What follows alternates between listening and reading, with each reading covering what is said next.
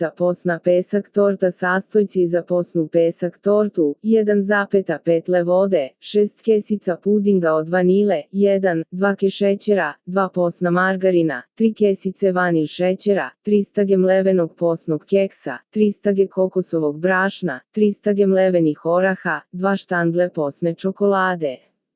Posna pesak torta se priprema na sledeći način: u pola litre vode izmutiti puding i šećer, a zatim dodati u preostalu vodu i kuvati dok se ne zgusne.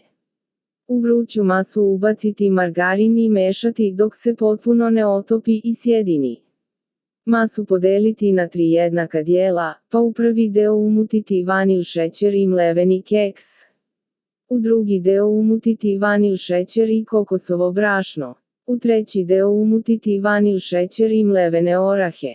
U kalup za tortu ređati slojeve po redu kako je napisano.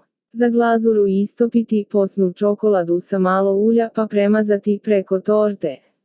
Za najnovije recepte kliknite subscribe, like i zvons, svaki dan najnoviji recepti, zato nas zapratite.